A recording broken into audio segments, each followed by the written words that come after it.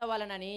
అంటే మనుష్యునికి ఎప్పుడు ఆదరణ వస్తది అంటే, మనిషి హృదయానికి ఎప్పుడు నెమ్మది వస్తది అంటే, దేనివల్ల ఆదరణ వస్తది అంటే, దేనివల్ల నెమ్మది వస్తది అంటే, ధనం వల్ల కాదు, ఆరోగ్యం వల్ల కాదు, ఉద్యోగం వల్ల కాదు, లేకపోతే ఇంకోటి వల్ల ఆదరణ రాదు. మరి దేనివల్ల ఆదరణ వస్తది? క్రీస్తుని గూర్చిన మర్మము స్పష్టముగా తెలుసుకోవటం వల్ల, క్రీస్తుని గూర్చిన జ్ఞానములో ఐశ్వర్యవంతులు అవ్వటం వల్ల.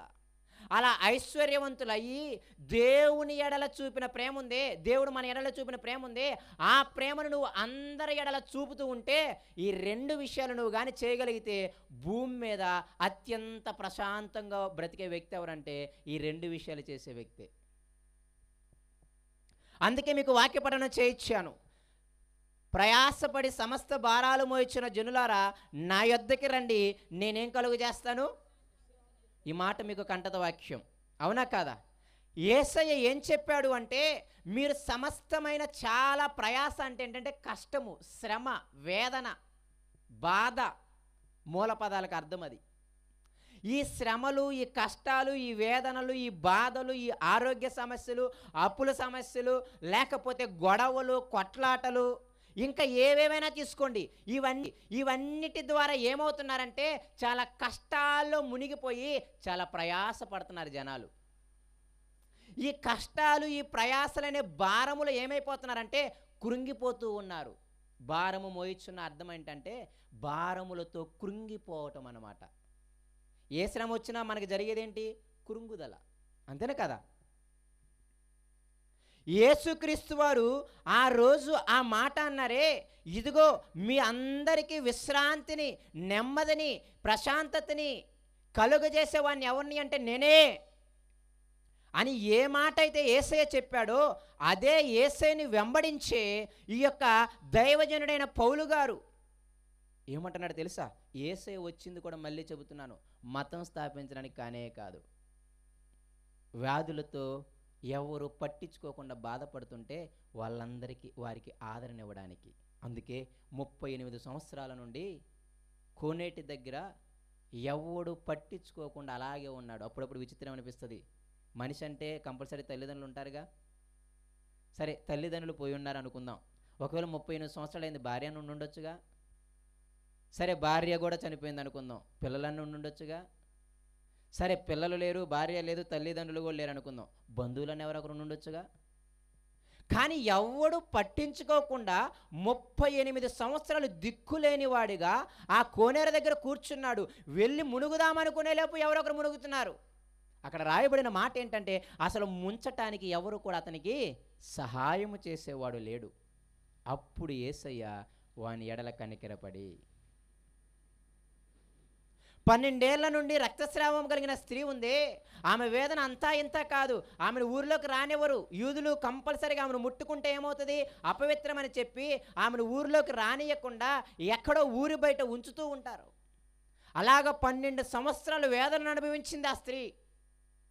అటువంటి ఆమెని ఆ రక్తస్రావం రోగం నుండి విడిపించి ఆమెని ఆదరించాడు. ఈ మాట మీరు మర్చిపోమాకండి.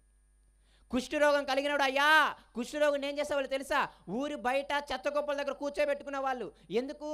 సొంత భార్య అయినా, భర్త అయినా, పిల్లలైనా కుష్ఠరోగం వచ్చింది అంటే కంపల్సరీ వాడిని ఊరి బయట పడేయడమే. ఎందుకు? ఆ కుష్ఠరోగం వీళ్ళందరికీ అంటుకుంటుంది అని. మీరు జనాల మధ్య బ్రతుకుతున్నారు, కుటుంబాల మధ్య బతుకుతున్నారు. ఇదిగో ఊరిలో జనాల మధ్య, బంధువుల మధ్య మీరు బతుకుతున్నారు కాబట్టి ఆ ఒంటరితనం యొక్క విలువ మీకు తెలియదు. ఒక 4 రోజులు ఊరు బయట బతకండి. ఎవరు మాట్లాడకుండా, ఎవరు ముద్ద పెట్టకుండా ఉంటే మీకు అర్థమవుతుంది. ఇదిగో ఆ కుష్ఠరోగి అందుకే అనేది, ఆ కుష్ఠరోగి ఎందుకన్నాడు తెలుసా? నీకు ఇష్టమైతే నా యందు దయ ఉంచి నాకు సహాయం చెయ్యయ్యా అని ఎందుకు అడిగాడు అంటే, ఆ ఊరు బయట ఎవరు పట్టించుకోనే వాళ్ళు లేక. అప్పుడు ఆయన ఏం చేశాడంట? కనికిరపడి ఆయనకేం కలిగించాడు? ఆదరణ కలిగించాడు.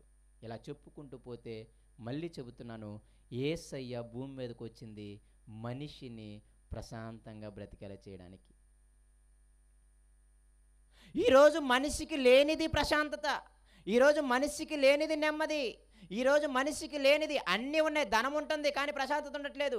ఉద్యోగాలు ఉంటున్నాయి, ప్రశాంతత ఉండట్లేదు. మీరు చూడండి, ఉద్యోగులు ఉన్న వాళ్ళు ఆత్మహత్యలు చేసుకుంటున్నారు, ధనం ఉన్న వాళ్ళు ఆత్మహత్యలు చేసుకుంటున్నారు. మంచి మంచి చదువులో టాప్ ర్యాంకర్స్ కూడా ఆత్మహత్యలు చేసుకుని చచ్చిపోతున్నారు.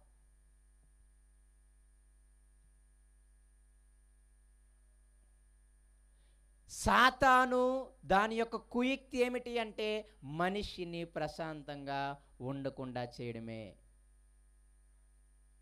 శాశ్వతమైన ఆనందం ఎక్కడా లేదు. ధనంతో కొంతకాలమే ఆనందం ఉంటుంది, ఆరోగ్యంతో కొంతకాలమే ఆనందం ఉంటుంది, తర్వాత శాశ్వతంగా ఆదరణ ఉండదు. కాబట్టి యేసయ్య ఎందుకు వచ్చాడు అంటే మనందరినీ ఆదరించడానికి, మనందరినీ ప్రశాంతంగా బ్రతకడానికి, మనందరినీ నెమ్మదితోనూ బ్రతికేలా చేయటానికి. అందుకే ఆ మాటనే ఎవరు పట్టుకున్నారు తెలుసా? పౌలు గారు పట్టుకొని, వాళ్ళు ఏ డినామినేషన్ అయినా పర్లేదు, వాళ్ళు ఏ సంఘానికి వెళ్ళినా పర్లేదు, కానీ వాళ్ళందరూ తెలుసుకోవాల్సింది ఏంటి అంటే క్రీస్తుని గూర్చిన మర్మాన్ని స్పష్టంగా తెలుసుకోవాలి. వాళ్ళు ఎందులో ఐశ్వర్యవంతులు అవ్వాలి తెలుసా? క్రీస్తుని గూర్చిన జ్ఞానములో వాళ్ళు ఐశ్వర్యవంతులు అవ్వాలి. నిత్య జీవం అంటే నిత్యము జీవించే స్థితి, నిత్యము నాశనమయ్యే స్థితి. ధనవంతుడు అయ్యేది ఏంటి తెలుసా? నిత్యము నాశనము. అవునా కదా? ధనవంతుడు తెలుసా లేదా? నా మాటలు వినపడుతున్నాయి, మీరు ఎందుకు అంత కష్టపడుతున్నారు? పిల్లలు ఏడుస్తున్నట్టు అంత ఏం లేదు, నాకంటే మీకే బాగా తెలుసు. అయినా మీరు విచిత్రంగా చూస్తున్నారు. జాగ్రత్తగా ఆలకించండి. ఏం చెప్తున్నాను? ధనవంతుడు, ఓకే, ఫాస్ట్గానే ఉన్నారు. నిత్య జీవం, నిత్య నాశనం అంటే అర్థమేంటి తెలుసా? ధనవంతుడు నాశనం అవుతున్నాడు, కేకలేస్తున్నాడు, అయ్యా ఇక్కడ నేను తట్టుకోలేకపోతున్నావు, చొక్క నీరు ఇవ్వమంటున్నాడు. ఎంతకాలం అలా నాశనం అవుతూ ఉంటాడు? ఎంతకాలం? నిత్యము. ఓ 60 సంవత్సరాలు అయితే పోయేది, ఒక 30 సంవత్సరాలు అయితే పోయేది, ఒక 40 సంవత్సరాలు అయితే పోయేది. మహా అంటే ఈ భూమి మీద 60 సంవత్సరాలు. అలాగే నరకం కూడా ఒక 60 సంవత్సరాలు అయితే ఏ బాధ ఉండేది కాదు. నీకున్న అప్పులు కానీ, నీకున్న రోగం కానీ ఈ 60 సంవత్సరాల వరకే. తర్వాత రోగం ఉండదు, అప్పులు బాధ ఉండదు. అవునా కదా? కానీ చనిపోయిన తర్వాత నిత్యము నాశనం అవ్వాలి. ఒకవేళ ధనవంతుని నేను అడిగితే ఎంతకాలం, నేను ఒకవేళ ధనవంతుడు అడుగుతాడు అనుకుందాం, అయ్యా అబ్రహమా నేను ఎంతకాలం ఈ అగ్నిలో కేకలు వేయాలి నీటి చుక్క కోసం అంటే నిత్యము అంటే దానికి ఎండింగ్ లేదు. ఒకవేళ లాజర్ని అడిగితే, లాజర్ని అడిగితే, లాజరు అబ్రాహాముని అడిగితే, అయ్యా నేను ఎంతకాలం ఇక్కడ సుఖంగా ఉంటాను, ఎంతకాలం నేను నీ రొమ్మున ఆనుకొని ఉంటాను, ఎంతకాలం ఈ దేవదూతలు నన్ను ఎత్తుకొని వచ్చి ఈ బంగారపు వీధుల్లో, ఈ బంగారపు ఇల్లులో, ఈ పరలోకములో ఆకలి లేదంట, దప్పిక లేదంట. అంతేనే కదా? ఎప్పుడైనా మీకు అర్థమవుతుందా? ఆకలి దప్పిక లేదంటే ఆనందపడాల్సింది లేడీసే అనమాట. ఆకలి దప్పికుంటే శ్రమ మీకే. అవునా కదా? అన్నం వండాలి, అంట్లు తోమాలి. ఆకలి దప్పిక లేకపోతే ఆనందం మీకే. పరలోకం అటువంటి లోకం అంట. ఆకలి ఉండదంట, దాహం ఉండదంట, రోగాలు ఉండవంట, స్త్రీ అని పురుషుడు అంటూ భేదం అంటూ ఏమీ ఉండదంట. నిత్యము ఆనందము, నిత్యము సుఖము. ఎంతకాలం అని అంటే అప్పుడప్పుడు అనిపిస్తుంటుంది ఎవరికి? లాజర్కి. అమ్మో ఇదేమన్నా 3 నెలలు ముచ్చటేమో అని అబ్రాహాముని అడిగితే అబ్రాహాము ఒక ధైర్యం కలిగిన మాట చెప్పాడంట, నిత్యము నువ్వు సుఖంగా ఉంటావు అని. అది దాని అర్థం. నిత్యము జీవించే స్థితిని నిత్య జీవము అంటారు. మరి ఆ నిత్య జీవం ఎక్కడుంది? లేఖనాలలో అనగా వాక్యములో అనగా యేసుని గూర్చి స్పష్టముగా తెలుసుకోవటంలో. నేను ఎందుకు ఇంత నొక్కి చెబుతున్నాను అంటే వాక్యము అంత ఇంపార్టెంట్ అన్నమాట. వాక్యం అంత ప్రాముఖ్యం. మీ చేతిలో ఉన్న వాక్యమే. మనందరికీ మళ్ళీ ఒక కంటతో వాక్యం. బాధల్లో, శ్రమల్లో నెమ్మదినిచ్చేది ఏంటి?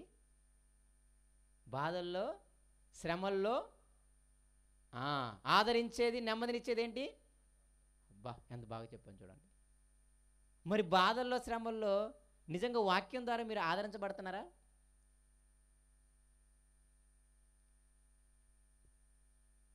మీకు తెలుసో లేదో, సాతాను చేసే అతిపెద్ద మోసం ఏమిటి అంటే, శ్రమలు వచ్చినాయి కాబట్టి దేవుని వదిలిపెట్టడం. అవునా కదా? బైబిల్ ఏం చెప్తుందో తెలుసా? భక్తులు ఏం చూపిస్తున్నారు తెలుసా?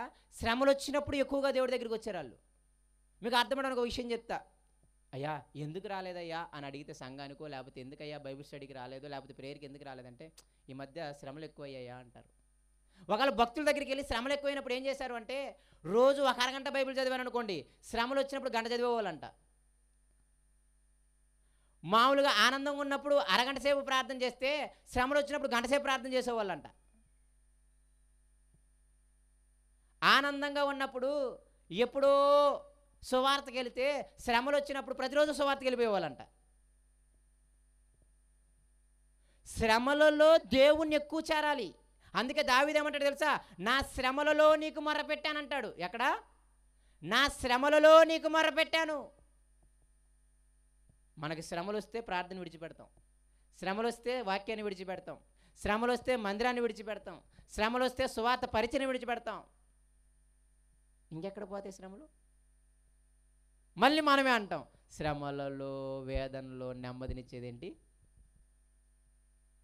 ఎప్పుడన్నా మీ హృదయం బాగలేనప్పుడు, మీ హృదయానికి నెమ్మది లేనప్పుడు, చాలా వేదనకు గురైనప్పుడు, అప్పుడు ఎప్పుడైనా వెళ్ళి చక్కగా ఒక గంట సేపు బైబిల్ చదువుకున్నారా?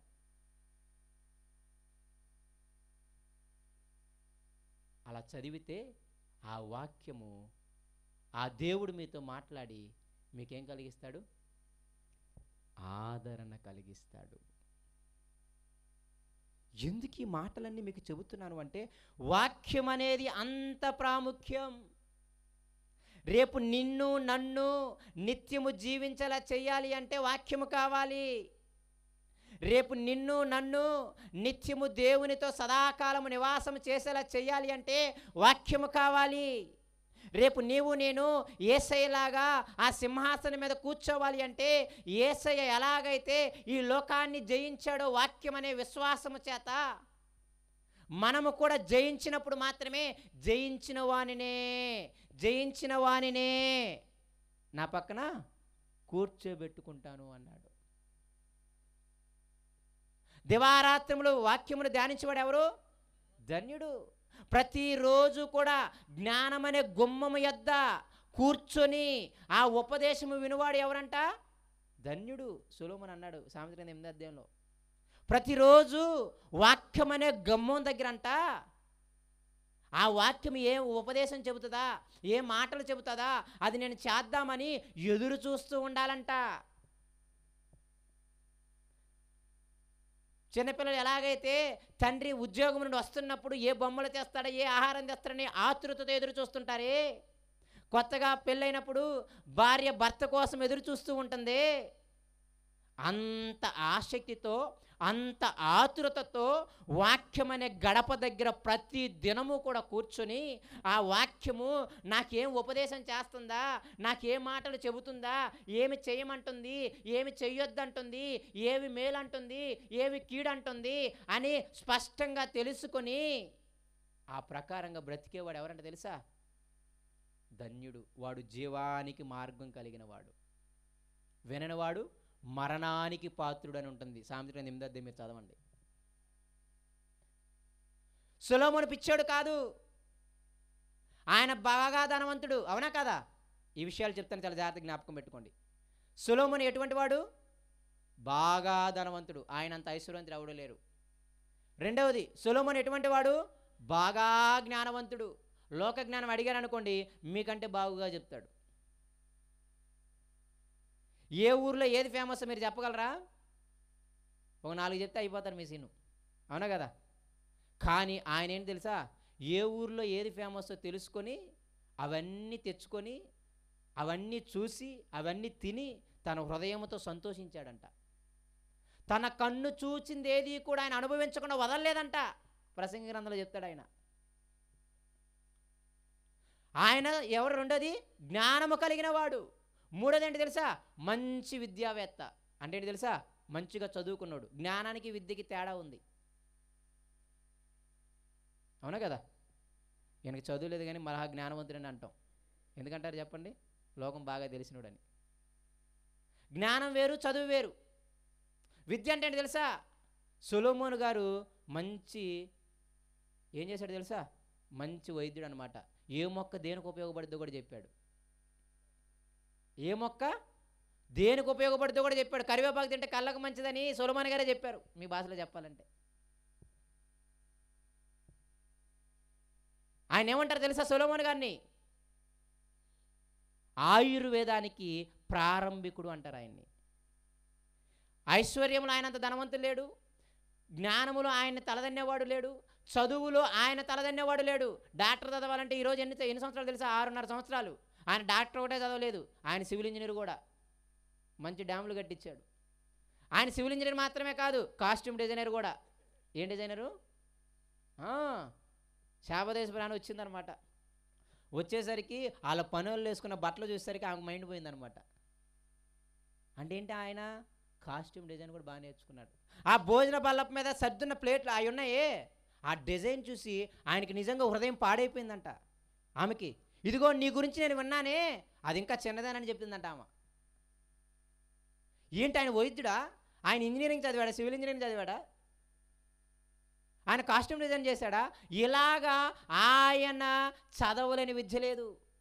బీటెక్ చదవాలంటే 4 సంవత్సరాలు, మళ్ళీ అందులో ఒక బ్రాంచే, మళ్ళీ అందులో 6 బ్రాంచులు ఉంటాయి. సివిల్ 4 సంవత్సరాలు చదవాలి, మెకానికల్ ఇంజనీరింగ్ 4 చదవాలి, ఇంకా కెమికల్ ఇంజనీరింగ్ చదవాలంటే, మెటలర్జీ చదవాలి అంటే, ట్రిపుల్ ఈ చదవాలంటే, ఎలక్ట్రానిక్స్ చదవాలంటే, సాఫ్ట్వేర్ సిఎస్సి చదవాలంటే ఇన్ని ఉంటాయి. మళ్ళీ ఇవన్నీ సంవత్సరాలు, ఎన్ని సంవత్సరాలు? 4 సంవత్సరాలు ఒకటి చదవాలి. అటువంటి విద్యావేత్త మూడోది. నాలుగోది ఏంటి తెలుసా? సొలొమోను మంచి ఎంజాయ్ చేసినాడు అనమాట. ఎటువంటి వాడు? ఈరోజు మనందరం ప్రాకులాడేది ఎంజాయ్ కోసమేనే కదా? తప్పుగా అర్థం చేసుకోమాకండి. సొలొమోనుకి ఎంతమంది భార్యలు? అంతగా ఎంజాయ్ చేసినాడు ఆయన. మీరు ప్రసంగి గ్రంథం 2వ అధ్యాయం చదవండి. ఆయన ఏం చేసుకున్నాడు తెలుసా? తోటలు, ఆ తోటలను కాయడానికి చెరువులు త్రవ్వించాడంట. గాయకురాండ్ర ఆయనే దగ్గరికి పిలుచుకునేవాడంట. ఏంటి? చెరువులు త్రవ్వించేంత తోటలు ఉన్నాయి ఆయనకి.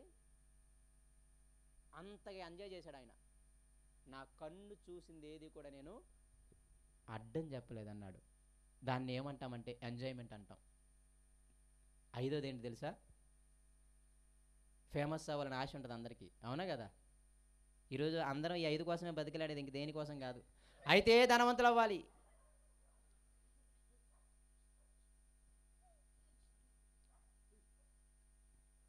టైం అయింది, నా ముగించేస్తాను 10 నిమిషాల్లో.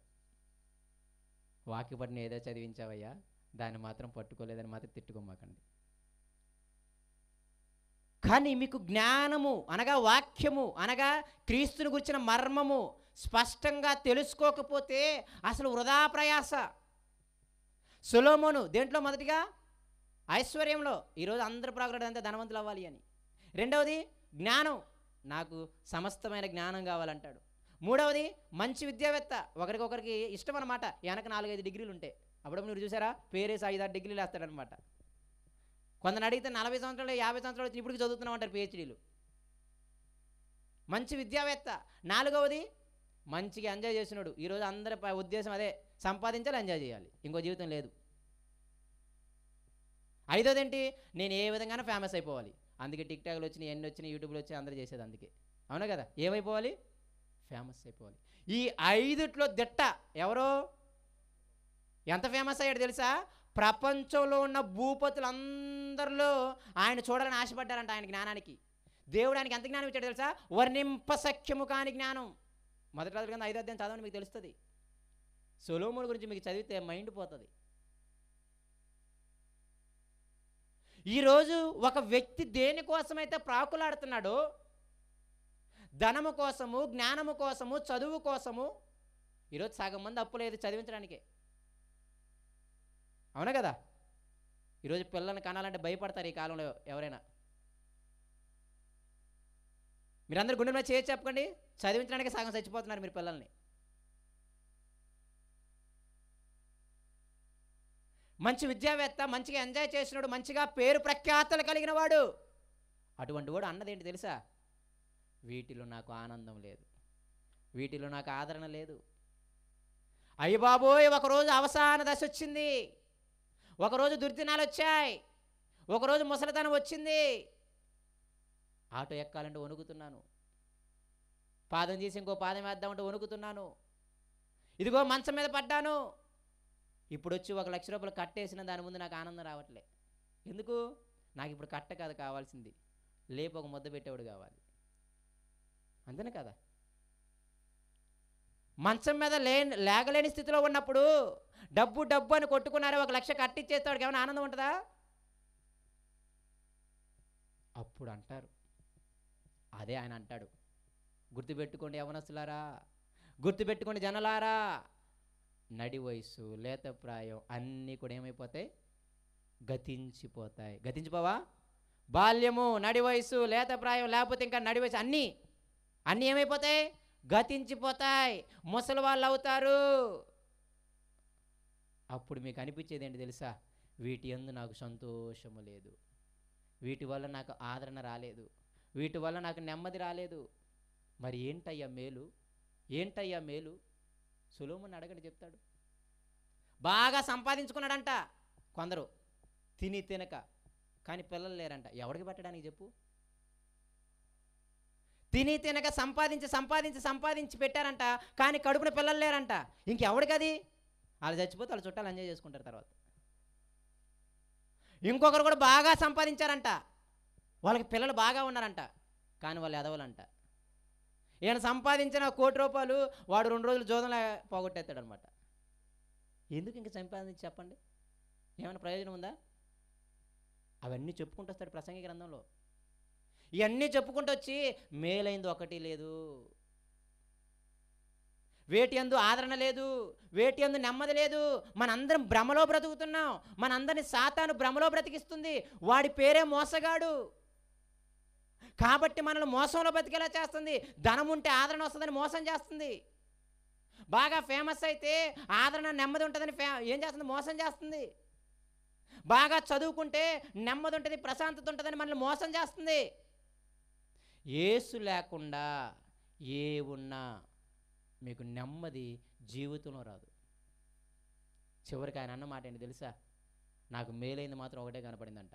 11 అధ్యాయాలు వివరించాడు. మళ్ళీ 11 అధ్యాయాలు వివరించి 12 అధ్యాయానికి వచ్చి ఏమంటాడంటే, ఇంత వివరించానే, ఇంతకీ నాకు ఒకటి కూడా మేలైంది కనిపించలేదు, కానీ ఒకటి మాత్రం మంచి మేలైందంట. ఏంటి తెలుసా? దేవుని ఎడల భయము భక్తి కలిగి, రేపు ఒకానొక రోజు తీర్పు ఉంది, చచ్చిపోయిన తర్వాత ప్రతి గూఢమైన అంశమును గురించి నిన్ను ఏమో అడుగుతాడు దేవుడు? లెక్క అడుగుతాడు అన్న భయము భక్తి కలిగి ఉన్న ఆ ఒక్కటి మాత్రమే మేలంట. ఏం మేలు? రేపు చనిపోయిన తర్వాత బ్రతుకు లేదు, ఇది ఒకటే జీవితం, ఇక ఎంజాయ్ చేసేద్దాం, చచ్చిపోయిన తర్వాత ఎవడు చూసి వచ్చాడు అంటే, అందుకే ముందు రాశాడు లాజర్ని ధనవంతుణ్ణి. ఇద్దరు చనిపోయి ఏం చేయబడ్డారు? పాతిపెట్టబడ్డారా లేదా? కానీ కింద వచనం చదవంగానే అప్పుడు ఒకడు పాతాళంలో ఉన్నాడంట. ఇదేం విచిత్రం? చచ్చిపోయారు, చాప్టర్ క్లోజ్ కదా, పాతి పెట్టేసాం, చాప్టర్ క్లోజ్ కదా, అంతేనే కదా? మనందరం పాతి పెట్టి వచ్చేసి ఇక ఇక్కడ ఆయన లేడు అని అంటామా లేదా? మరి అదేంటి? బైబిల్లో ఏముంది? యేసయ్య ఏం చెప్పాడు? అప్పుడు అతడు పాతాళంలో బాధపడుతున్నాడంట. ఒక ఆయనేమో అబ్రాహాము రొమ్మున ఆనందపడుతున్నాడంట. అంటే చనిపోయిన తర్వాత ఏముందని? బ్రతుకుందనే. చనిపోయిన తర్వాత ఏముందని? అమ్మో వేదన స్థలం ఉంది, ఇంకోటి ఏముంది? నెమ్మది పొందే స్థలం ఉంది. ఇంతకు ఎందుకు వస్తాయి నెమ్మది పొందే స్థలం, వేదన పడే స్థలం? నీకు ఇష్టం వచ్చినట్టు బ్రతికావు.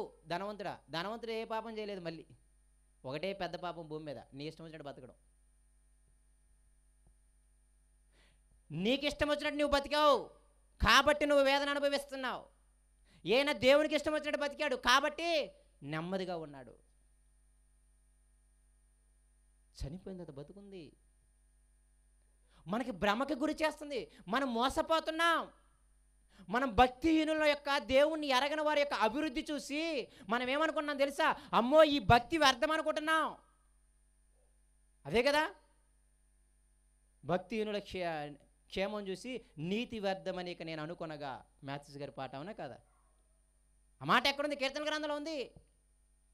ఒక ఆసాపు దైవ సేవకుడు, లేవి గోత్రికుడు అనుకున్నాడంట, భక్తిహీనులేమో సుఖంగా ఉన్నారు, దేవుని సేవ చేసి నేనేమో తినడానికి లేక సస్తున్నాను, ఇక ఎందుకు భక్తి వ్యర్థం, ఎందుకు నా చేతులు పరిశుద్ధంగా చేసుకోవడం, ఎందుకు నేను నడవడి పరిశుద్ధంగా ఉంచడం, ఇక వ్యర్థం అనుకున్నాడంట. అసలు దీని విషయం ఏంటో ఒకసారి దేవుని ఆలయంలోకి వెళ్ళి ధ్యానిద్దామని పూనుకున్నాడంట. వాక్యం దగ్గరికి వచ్చి చదివేసరికి ఆయనకు అర్థమైంది ఏంటి తెలుసా? భక్తిహీనులు క్షేమంగా లేరంట, వాళ్ళు నరకానికి ఒక్క అడుగు త్రొట్టుల్లో ఉన్నారంట. ఎక్కడున్నారంట? వాళ్ళు నాశనానికి ఒక్క అడుగు తొట్టులో ఉన్నారంట.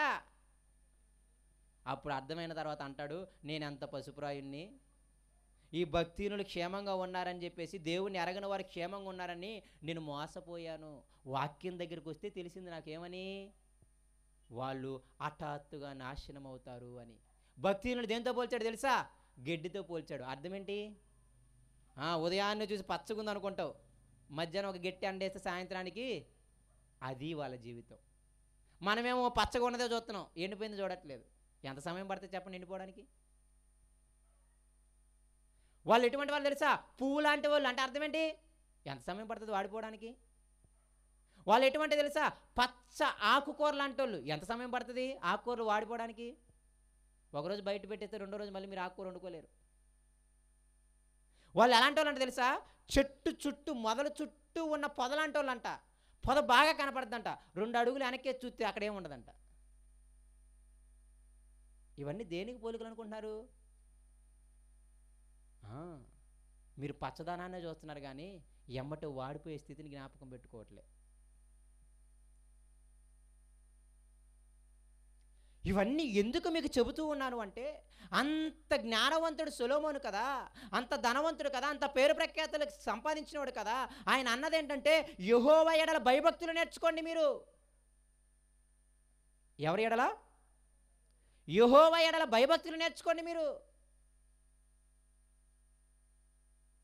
భయభక్తులు అంటే అర్థం ఏంటి తెలుసా? సామెతల గ్రంథం 1వ అధ్యాయం చదవండి. మీరు రాసుకుంటే ఇవన్నీ, లేకపోతే నేనేం చేయలేను. 1వ అధ్యాయం చదివితే భయభక్తులు అంటే ఏంటో చెప్తాడు. 1వ అధ్యాయం సామెతల గ్రంథం తర్వాత ఇంటికి వెళ్ళి చదవండి. 2 గ్రూపులు ఉంటాయి, పాపానికి ప్రేరేపించే వాళ్ళు, నీతికి ప్రేరేపించే వాళ్ళు. పాపులు ప్రేరేపించినప్పుడు నువ్వు ఒప్పమాకు అంటాడు, నీతికి ప్రేరేపించినప్పుడు మాత్రం ఎల్లు అంటాడు. భయము భక్తి ఉన్నాడు ఏం చేస్తాడు? పాపులు ప్రేరేపించినప్పుడు వెళ్ళడు, నీతిమంతులు ప్రేరేపించినప్పుడు వెళతారు అన్నమాట. అదే భయము భక్తి అంటే. దేవుని మాటలు, ఆయన మాటలు బాగా ఎరిగితే మనకు భయము భక్తి అలవడుతుంది. ఏం చెయ్యాలో ఏం చేయకూడదు అలవడుతుంది. అమ్మో ఈ పాపం చేస్తే ఎలా దేవుడు శిక్షిస్తాడో మనకు తెలుస్తుంది. ఈ నీతి కార్యం చేస్తే ఎలా కాపాడుతాడో మనకు తెలుస్తుంది. అపరిశుద్ధంగా అపవిత్రంగా ఎట్టబడితే అట్ట బ్రతికితే ఎలా శిక్షించాడో కొందరు భక్తుల జీవితాలు చూస్తే మీకు తెలుస్తుంది. ఇదిగో నీతిగా, న్యాయంగా, యథార్థంగా, కష్టమైన నష్టమైన దేవునికి ఇష్టంగా బతికినప్పుడు ఎలా కాపాడాడో మీకు అర్థమవుతుంది. ఇవన్నీ ఎక్కడ తెలుస్తాయి? క్రీస్తుని గూర్చిన మర్మాన్ని స్పష్టంగా తెలుసుకున్నప్పుడు, వాక్యం యొక్క లోతుల్లోకి వెళ్ళినప్పుడు.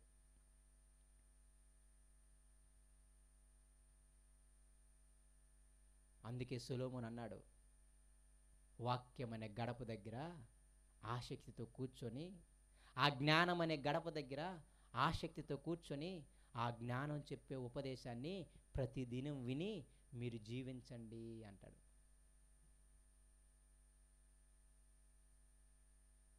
నా కుమారులారా బ్రతిమలాడతాడు, నీ తండ్రి చెయ్యి ఉపదేశమును త్రోసివేయ మాకు. నేను తోసేశాను దేవుని మాటని, నేను భయభక్తి లేకుండా బతికాను. సామెతల గ్రంథం మొత్తం మీరు చదవండి, భయభక్తులు అనే మాట అక్కడ తప్ప ఎక్కడ ఎక్కువ కనపడదు. భయభక్తులు అనే మాట ఆయన రాస్తాడు. భయభక్తులు కలిగి ఉండుటే జ్ఞానానికి మూలం, తెలివికి మూలం, జ్ఞానానికి మూలం. అవునా కదా? ఎందుకు తెలుసా? ఆయన వదిలిపెట్టింది భయం, ఆయన వదిలిపెట్టింది దేవుని ఎడల భయభక్తి. దేవుడే సాక్షాత్తు 2 సార్లు ప్రత్యక్షమయ్యి, సొలొమోను నువ్వు ఇలా చేయకూడదని అన్నాడు దేవుడు. నువ్వెంతమంది భార్యలను పెళ్లి చేసుకోకూడదు, రాజు ఒక్క భార్య ఉండాలి, వాళ్ళందరూ నీ హృదయాన్ని ఏం చేస్తారు, వారి దేవతల వైపు తిప్పేస్తారు అని దేవుడు ముందే చెప్పాడు. 2 సార్లు ప్రత్యక్షమైనట్టు ఎవరికి, ఎవరో సాక్షాత్తు దేవుడు, రాజుల గ్రంథం చదవని ఉంటుంది అక్కడ. దేవుడు 2 సార్లు ప్రత్యక్షమై నువ్వు చేసేది తప్పురా అంటే ఎంత ఒళ్ళు బలిసుకుంటున్నాడు మీకు అర్థం అవ్వాలి. సొలొమోను గారు తప్పుగా అర్థం చేసుకోమాకండి నా పదజాలం. దేవుడు ప్రత్యక్షమైతే భయం లేదు ఆయనకి. ఎక్కడైతే దేవాలయాలు కట్టాడో, ఇంతకుముందు ఈ యొక్క మందిరానికి ఎలాగైతే బలిపెట్టాలు కట్టాడో, ఇప్పుడు ఆ బలిపెట్టాలు కట్టేసి వాళ్ళ వైపుకి ఏ దేవుడు ఇష్టమైతే ఆ విగ్రహం పెట్టడం మొదలెట్టాడు. ఏం చేశాడు? 1000 మంది భార్యలు, ఎవరికి ఇష్టమైన దేవుడైతే ఆ విగ్రహం కట్టించేసి పెట్టాడు అనమాట. దేవుడు చక్కగా తీసేశాడు మన భాషలో చెప్పాలంటే.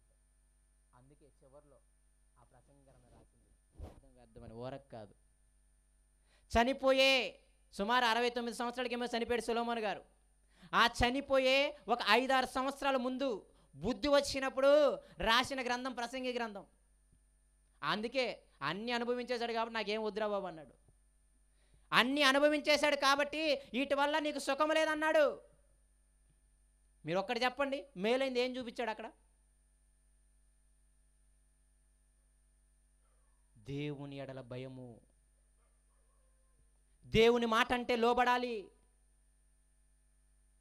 ఆయన మాటలు తెలుసుకోకుండా లోబడడం ఎలా వస్తుంది? ఆయన మాటలు వినకుండా లోబడడం ఎలా వస్తుంది? ఆయన మాటలు చదవకుండా నీకు లోబడటం ఎలా వస్తుంది? నిజంగా సొలొమోను గురించి చదివినప్పుడు ఆశ్చర్యం అనిపిస్తుంది. దేవుడు ప్రత్యక్షమైతే నువ్వు అన్ని చేశాడు కాబట్టి తొక్కాడు. అందుకే ఎప్పుడు సొలొమోను దేవుణ్ణి అని చెప్పలేదు. దేవుడు ఎవరు దేవుణ్ణి అన్నాడు తెలుసా? నేను దావీదు దేవుణ్ణి అన్నాడు. కారణం ఏంటి తెలుసా? ఒక మనిషి నాతాను వచ్చి చెప్పగానే కాళ్ళ మీద పడిపోయాడు, అయ్యో నా తప్పైందని. మనిషి ఒక ప్రవక్త వచ్చి నువ్వే పాపం చేసావంటే అవసరమైతే ఆ ప్రవక్త కూడా చంపేసే అధికారం ఉంది ఆయనకి, రాజుకి. అవునా కదా? ఉందా లేదా? కానీ ఏమన్నాడు తెలుసా? పాదాల మీద పడి అయ్యయ్యో అన్నాడు అనమాట. అందుకే దావీదు దేవుని అన్నాడు. వినయం. ఆయన మాట వచ్చినప్పుడు, ఆయన హెచ్చరింపు వచ్చినప్పుడు, ఆయన గద్దింపు వచ్చినప్పుడు, ఆయన మాట నీ చెవిన పడినప్పుడు నువ్వు ఎమ్మటే దానికి లోబడగలిగితే అప్పుడు దేవుడు ఏమంటాడు తెలుసా? నేను నీవాడను అంటాడు. నీవు నేను లోబడకపోతే చాలా కష్టం అంటాడు. నేను మళ్ళీ చెబుతున్నాను, ఈ క్రీస్తుని గురించిన మర్మము అనగా వాక్యము ద్వారా మాత్రమే ఆదరణ వస్తుంది, నెమ్మది వస్తుంది, సంతోషం వస్తుంది, ప్రశాంతంగా పడుకుంటారు మీరు. ఈ మర్మాన్ని మీ భర్తకి నేర్పించి చూడండి, ఈ మర్మాన్ని మీ భార్యకి నేర్పించి చూడండి, ఈ మర్మాన్ని మీ పిల్లలకి నేర్పించి చూడండి. అందరూ ఎంత ప్రేమగా ఉంటారో.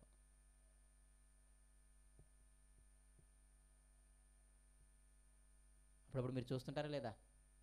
ఆ కుటుంబం చూడండి దేవుళ్ళు ఎంత బాగుంటుందో. కుటుంబం దేవుళ్ళలో ఉంటుంది. భార్య, భర్త, పిల్లలు అందరూ అని వాళ్ళు చూసినప్పుడు మీకు ఆనందం వేస్తుందా లేదా? ఎందుకు ఆనందం వేస్తుంది చెప్పండి? మీ ఇంట్లో ఎవరో లేరు అలా. మీ భర్త, మీ భార్య, మీ పిల్లలు ఎవరో అలా లేరు. దానికి కారణం ఏంటి? వాళ్ళు క్రీస్తుని గురించి మర్మం స్పష్టంగా తెలుసుకొని దేవుని పనిలో ముందు ఉంటారు. మనకి ఎంతకాడికి ధనాపేక్ష, చాలా కష్టం. దయచేసి భక్తిని గుడ్డిగా చేయమాకండి. దేవుని వాక్యానుసారమైన భక్తి చేయండి. రక్షింపబడకపోవడానికి కారణము మన సొంత భక్తి చేయటం. కాబట్టి దయచేసి మీకు ఈరోజు జ్ఞాపకం అవ్వాల్సిన విషయం ఏంటి అంటే, ఆయన వాక్యము, క్రీస్తుని గురించి బాగా స్పష్టంగా తెలుసుకోవడం చాలా ప్రాముఖ్యం. ఆ క్రీస్తుని గురించి ఎక్కడ దొరుకుతుంది అంటే లేఖనాలలో, ఈ 66 పుస్తకాలలో తప్ప క్రీస్తుని గురించి ఎక్కడ మీకు దొరకదు. అవునా కదా? మీరు ఐఏఎస్లు చదవండి, ఐపీఎస్లు చదవండి, పిహెచ్డీలు చదవండి, డిగ్రీలు చదవండి, ఏసే గురించి ఎంత కూడా ఉండదు అక్కడ. యేసయ్య గురించి ఎక్కడైనా కనపడుతుంది అంటే బైబిల్లో, వినపడుతుంది అంటే మందిరంలో, ఇలాంటి మీటింగుల్లో. అంతే తప్ప ఇంకెక్కడ వినపడదు. వినపడుతుందా? మీ తోటి ఫ్రెండ్స్తో కూర్చోండి, ఏం వినపడుతుంది? చాలా వినపడతాయి, యేసయ్య తప్ప. మీ బంధువులతో కూర్చోండి, చాలా వినపడతాయి, యేసయ్య తప్ప. కాబట్టి దేవుని గురించి స్పష్టంగా తెలుసుకోండి. వాక్యాన్ని దివారాత్రములు చదవండి. ఆ ధ్యానంలోనే బతుకుతూ ఉండండి. ఏ దేవుని ఎడల భయభక్తులు సంపాదించండి. ఆదివారం వెళుతూనే, బుధవారం వెళుతూనో, శుక్రవారం వెళుతూనో, మీటింగులు పెడుతూనో, దశంభాగాలు ఇస్తూనో పరలోకం ఇస్తానని బైబిల్ ఎక్కడా లేదు. పశ్చాత్తాపంతో రొమ్ము కొట్టుకున్నాడు ఒక పాపాత్ముడు, వానికి పరలోకం ఇచ్చాడు. నేను వారానికి 2 మార్లు ఉపవాసం ఉంటున్నాను, దశంభాగం ఇస్తున్నాను, పైగా ఇలాంటి పాపాత్ములా నేను లేనంట. యాడున్నాడు ఆయన? పశ్చాత్తాపడాలి, నిజంగా పశ్చాత్తాపడాలి. రేపు నేను పశ్చాత్తాపం గురించి చెబుతాను. మీకు వాక్యపఠనం చదివించింది రేపు 11వ అధ్యాయం అంతా వివరిస్తాను. మనందరము ప్రయాసపడి భారం మోసుకుని జనులారనే మాట చాలాసార్లు విన్నాం. కానీ ఆ మాటని అది చదవకుండా మిగతాదంతా చదివి మీకు చెబుతాను. 11వ అధ్యాయం మొదటి వచనం నుండి చివరి వచనం వరకు మీకు నేను వివరిస్తాను. ఆ మాట యేసయ్య ఎవరితో అన్నాడు, ఏ సందర్భంలో అన్నాడు, ఇది ప్రాముఖ్యం. లేకపోతే ఏమంటాం తెలుసా? అప్పుల భారానికి వాడాడు అనుకుంటారు దాన్ని. అప్పుల భారం మోసే వల్ల నా దగ్గరికి నేను విశ్రాంతి కలిగిస్తానని చెప్పలేదు. ఆ మాట అర్థం అది కాదు. మీకు 11వ అధ్యాయం క్షుణ్ణంగా చదవగలిగితే ఎవరి గురించి ఆ మాట అన్నాడో, ఎవరి గురించి ఆ మాట అన్నాడో మీకు అర్థమవుతుంది. సందర్భానుసారంగా వాక్యం చదవండి. ఏ సమయంలో ఆ మాట అంటున్నాడో మీరు తెలుసుకోండి. ఆ భావం అర్థం కాకపోతే మీ భావాలకి అంటించుకొని రేపు చివరికి మీకే ఆదరణ లేకుండా పోతాం.